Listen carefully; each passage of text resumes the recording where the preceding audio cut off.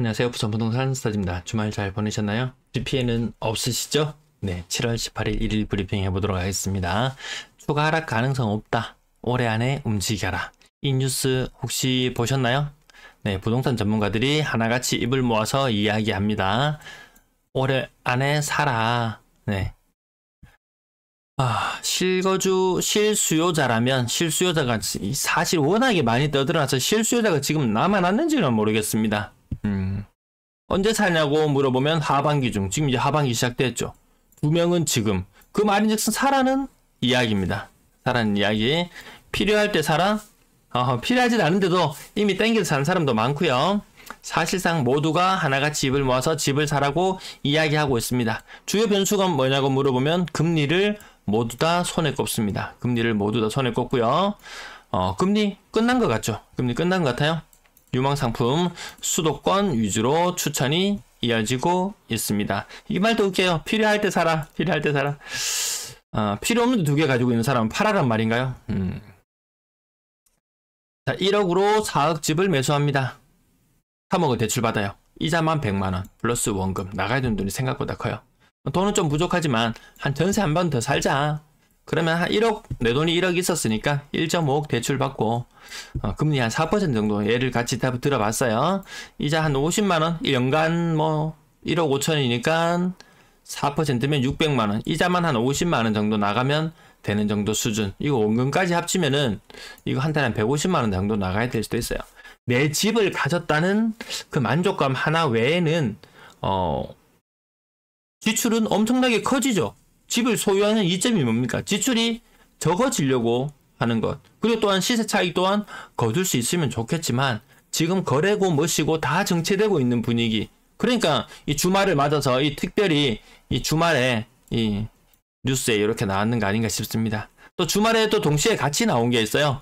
집값을 두고 버리는 부동산 레전드의 이 대결 재밌어요. 이 대결 재밌습니다. 물론 또 요 사람들 면면을 살펴보면은 전부 다 하락론자 아니야? 이렇게 이야기할 수도 있겠습니다. 그럼 이 사람들은 전부 다 상승론자 아니야? 그렇기 때문에 상승을 이야기하는 사람, 하락을 이야기하는 사람 다 같이 한번 들어보고 판단해 주시면 되겠습니다. 부동산 5인의 전문가가 나타나서 한 입으로 떠들었어요. 사라. 지금 사라. 바로 지금이야. 금리, 가장 중요한 변수로 꼽히는 금리, 문제되지 않을 것 같다라는 뉘앙스로 이야기를 하지만 미국이 금리를 올릴 확률은 97.3%예요. 이제 디데이도 8일밖에 남지 않았어요. 8일 후면은 미국은 금리가 5.5%가 될지 모르겠어요.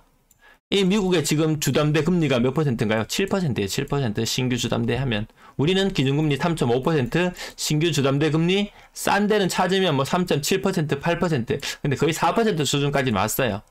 미국도 이 예대 마진 수준을 한 1.5% 정도 생각하는 거죠. 우리나라는 신규 주택 구입자에게 아주 큰 호의를 베풀어주고 있습니다. 언젠가는 다시 은행도 정신 차릴 날이 오겠죠. 지금은 정권 초반이고 꽉꽉 누르니까 기라면 기어야 안 되겠습니까? 네. 아무튼 금리 중요하게 생각하는 미국이 금리를 올리고 또 재차 올리는 게 9월달에 또 올릴 확률도 있다 그래요. 9월달에. 왜 지금 증시가 불타고 있잖아요. 나스닥 불타고 있어요.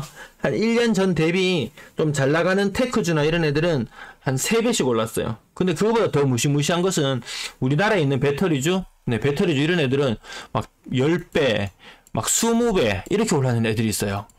찾아보고 깜짝 놀랐습니다. 깜짝 놀랐어요. 잘 나간다. 증시 잘 나간다. 미국도 금리를 올린다면 우리 금리가 7월 달에는 일단 안 올리고 지나갔어요.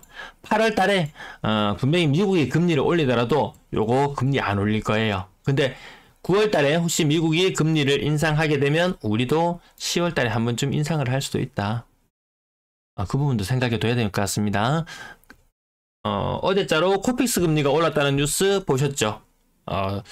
기존 대출자들 또 부담스러워집니다. 부담스러워져요. 아마 신규 주담대 금리보다 기존 주택자 대출자들의 금리 부담이 더 클지도 모르겠어요. 매도 물량 전주 대비 늘었고요. 전세 물량, 월서 물량은 줄어드는 추세를 유지하고 있습니다. 거래량 150건, 2000건을 계속 넘어가면서 이거 정체거든요. 계속 요 상태로 계속 요 상태로만 가도 폭등하는 일은 없을 거다. 폭등하려면 거래량이 폭등이 같이 수반되어 와야 되는데 그런 현상은 없습니다. 지난달과 견주어 봤을 때, 지난달 같은 날과 견주어 봤을 때 거래량이 썩 유쾌할 정도로 많지는 않다. 근데 오늘 기가 막히지 않습니까? 제가 이렇게 일간으로 150건 예측해두고 지켜보고 있는데 150건의 거래량이 나왔어요. 대구는 오늘 143건의 거래량이 나왔어요. 대구가 7월달 아니 6월 거래량이 한 2,100건 정도 될 거예요. 부산도 한 2,100건 정도 될 100건 한 2,200건 될 거예요. 그렇게 비교해 본다면 부산의 거래량 별로 없는 거 느껴지실까요? LCT 대형 평형 6월달 그리고 7월달에도 대형 평형 거래 이어지고 있습니다. 사실 누구는 40억짜리 집을 가지고 있다가 한 5억 이득 보고 팔고, 누구는 한 40억치 배터리주를 사놨다. 누구는 400억의 자산가가 되고 누구는 40억의 자산가로 머무를 수도 있고, 지금 이게 뭐 포모 증후군 이런 이야기 하잖아요. 나만 이런 거 아닐까? 주택 시장에 그것을 뛰어넘는 그런 모습들이 지금 코스닥 시장에서 연출이 되고 있더라고요. 또 불나방처럼 뛰어들면 누군가는 또 꼭지에 물어서, 아파트도 지금 꼭지에 물어서 피눈물 흘리고 있는 사람이 있듯이 또 거기도 또 나름의 또 애환이 아니겠습니까? 네, 넘들 간다고 다 따라갈 때 썩 좋지는 않더라. 물론 그 끝이 어딘지는 모르겠어요. 지금은 아무튼 대마불사의 분위기로 가고 있는데, 아파트 투자자들 그런 느낌일 거예요. 아마 무주택자가 유주택자를 바라보며, 이것을 바라보며 이 벌어지는 격차를 생각하면서 엄청난 좌절을 겪었듯이, 지금 주식시장에서 뭐 배터리 관련된 주식을 가진 자와 못 가진 자, 그 또한 또 엄청난 또 소외감을 느끼잖아요. 그러면 또 누군가 또 건물을 타요. 닷컴 버블도 지나갔고, 뭐 바이오, 뭐 벤처 이런 것들도 좀 지나갔고, 다 나중에는 다 지자리지만 저마다의 가치를 찾아가긴 하더라고요. 모르시는 분이 괜히 성급하게 나설 필요는 없겠더라. 네. 그냥 또 이런 세상도 있구나. 또 그것도 한번 또 구경해 보는 거예요. 네. 아파트 시장도 한번 구경해 봤듯이 또 다른 자산 시장도 한번 구경해 보고, 채권 시장도 한번 구경해 보고, 네. 구경할 것들이 천지입니다. 재미난 세상입니다. 네. 러시아 파크시티 27%, 명륜동 힐스테이트 26%, 해운대 힐스테이트 위브 40% 정도, 동대 신동 2가 3일 아파트는 7억. 이게 좀 별로 안 대단해 보이죠? 6억 했던 집이 7억으로 갔다? 별로 안 대단해 보입니다. 삼성 아파트 30% 정도, 서면 아이파크 1단지 20% 정도. 자, 이제 구평 쪽으로 좀 넘어와 볼게요. 대략 25% 정도, 연산대샵도 25%, 명륜 아이파크 조금 정확한 괜찮아요. 한 23에서 막 28 그 사이 왔다 갔다 해도 대충 이 정도 계산합니다. 오늘은 25라는 숫자 많이 눈에 띕니다. 생각보다 반등은 좀 더 있는 느낌이죠. 요 조금 더 내려와 보면 표시 납니다. 이제 여기 25% 정도 이런 느낌 나면,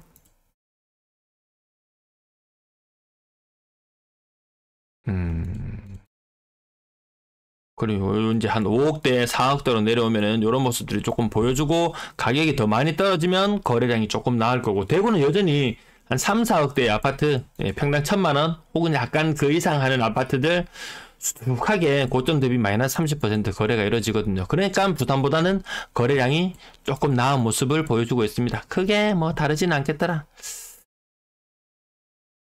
LG 메트로시티 5차 5단지 고층인데요. 고층인데 가격이 한 35% 정도? 네, 35% 정도. 뭐 이거 많이 빠진 게 이 정도죠. 요런 거 좀 대구에서는 흔한 현상이에요. 예, 부산 분들이 그렇다고 뭐 특히 대구에 사러 오시나요? 아니죠. 지금 딴 동네 뭐 투자하고 이런 것들이 여건이 그렇게 쉽지는 않습니다. 뭐 실거주나 이런 것들이 많이 뭐 무력화되고, 지금 DSR도 무력화되고, 금리도 실질적으로 신규로 구입하는 사람에게는 부담은 좀 덜하고, 근데 이미 기존에 이 투자하고 뭐시고 한다고 뛰어들었던 사람들은 아마 DSR이나 이런 부분들 때문에 집을 사는데 상당히 제약이 많을 거예요. 예, 그렇게 기존에 샀던 사람뿐만 아니고 신규로 들어가려고 하는 사람들 또한 그런 것들이 좀 부담스럽게 다가오기는 하더라. 그래서 지금 DSR, 매매를 위한 DSR이나 전세를 위한 DSR, 전세는 아직까지 구체적으로 아직 나오진 않았지만 이런 것들이 다 나온다 손 치더라도 다 나왔음에도 불구하고 생각보다 못 가죠. 거래량이. 이런 거 한 개씩 더 터져줄 때마다 얼마 전에 전세 관련 DSR 해결해 준다고 했을 때 야 급하게 팔 이유 한 것도 없네. 집주인 만세. 역시 정책은 가진 자들을 위한 것들이 나올 수밖에 없겠구나. 왜? 그들도 가진 자이기 때문에 가진 자들을 위한 정책을 펼 수밖에 없을 것이다 라는 그런 굳센 믿음들.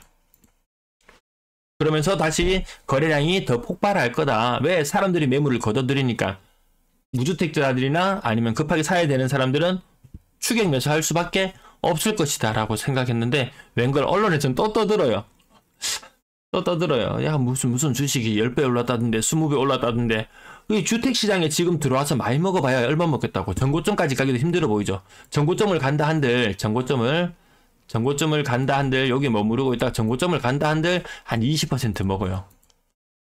그러니까 이 수익률에 대해서 다른 아들 몇 배씩 먹었다는 이야기 들으면은 이 아파트 시장이 갑자기 그 이전까지는 엄청 매력적인 시장으로 보였는데 이제는 별로 안 매력적인데 이거 위험 부담도 크잖아요.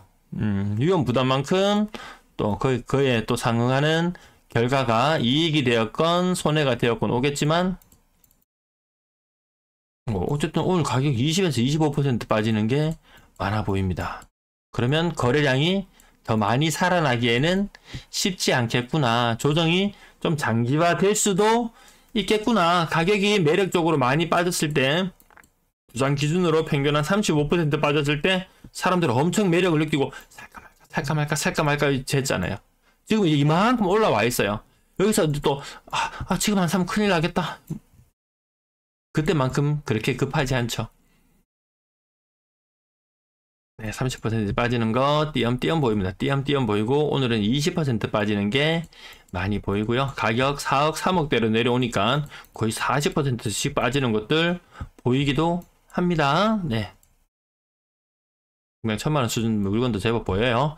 건당 거래 대금은 비싼 아파트 거래 좀 정점은 지난 느낌, 그런 느낌으로 바라보고 있습니다. 요거 지금 4억대, 거의 4억짜리 아파트. 대구는 3.4억이고 부산은 4억이에요. 격차를 보면은 가격 차이 한 20% 정도 차이 나겠구나.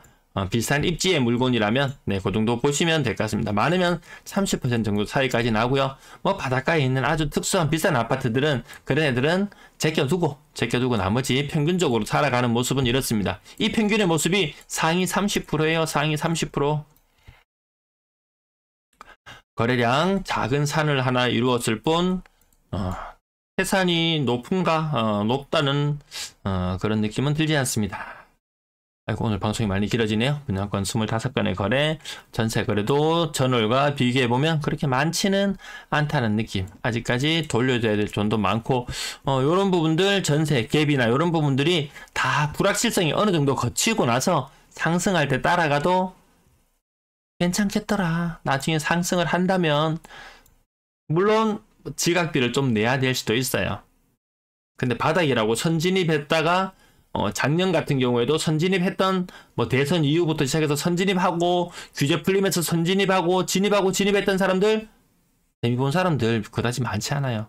작년 12월 달이나 혹은 올해 1월 달이나 이럴 때 정말 그때 들어갔던 사람, 그때는 선진입 개념도 아니죠. 그냥 가격이 많이 빠졌구나. 그냥 많이 빠졌을 때 들어갔던 사람이 오히려 이득이었지, 정책적인 호재 뉴스가 나왔을 때 들어갔던 사람들은 사실 큰 이득을 본 것은 없는 그런 시장이었습니다. 네, 전세 가격 살펴봤고요. 전세 가격 요거 빠지는 부분들 나중에 다 해소되고 아직까지 1년 넘게 남았어요. 그래서 야, 1년 후에는 그러면 오르잖아. 그러면 지금 들어가야지. 그래, 바로 지금 들어가야지. 1년 후에는 여기에 대한 불확실성이 거치는 것이고, 또 다른 문제들, PF라든지 뭐든지 꾹꾹 억누르고 있던 어떤 문제들든지 시원하게 해결된 거 있나요? 결국 정부에서 자꾸 돈 대준다. 예, 요런 거 빼고는 시원하게 자체적으로 문제가 해결되는 것은 현재까지는 보이지 않고 있습니다. 네, 준비한 내용 오늘 여기까지 마칠게요. 네, BP 없으시길 다시 한번 바라면서 오늘 여기까지 마치겠습니다. 시청 감사합니다.